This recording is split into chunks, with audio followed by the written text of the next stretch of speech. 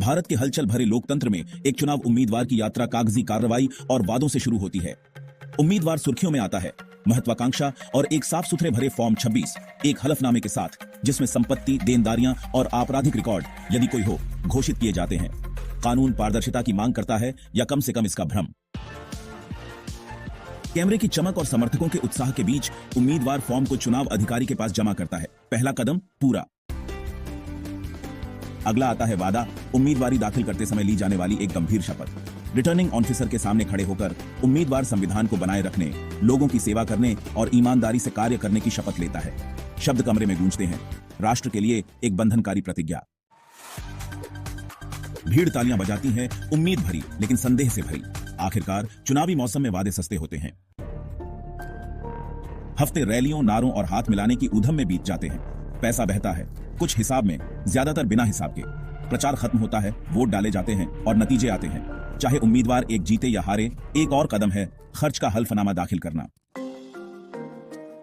Banner, biryani और bike पर खर्च हर रुपया घोषित करना होता है, या नियम ऐसा कहते हैं। लेकिन छाया में बिना हिसाब के नकदी और एहसानों की फुसफुसाहट बनी रहती है।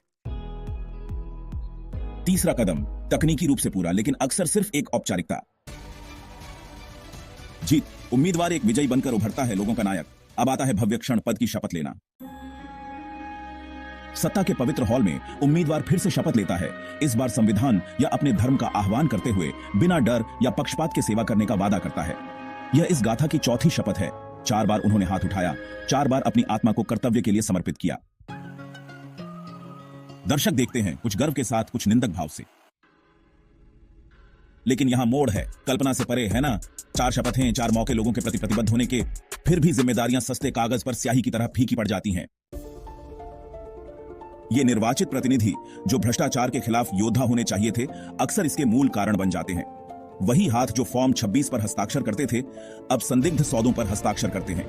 वह आवाज जो संविधान की शपथ लेती थी, अब असहमति को चुप कराती है। खर्च के हल्फनामे, एक रचनात्मक कहानी, और भ्रष्टाचार के खिलाफ लड़ाई अपनी रक्षा के लिए लड़ाई में बदल गई।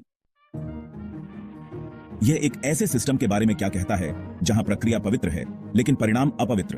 उम्मीदवार सिर्फ एक व्यक्ति नहीं है, यह एक चक्र का प्रतीक है। 4 शपथें, अनगिनत वादे, और फिर भी लोग इंतजार करते हैं। क्या अगला उम्मीदवार इस सांचे को तोड़ेगा, या वह भी वही बन जाएगा जिसे नष्ट करने की शपथ ली थी? भारत के लोकतंत्र में स्क्रिप्ट लिखी जा चुकी है, लेकिन अंत अनिश्चित बना हुआ है।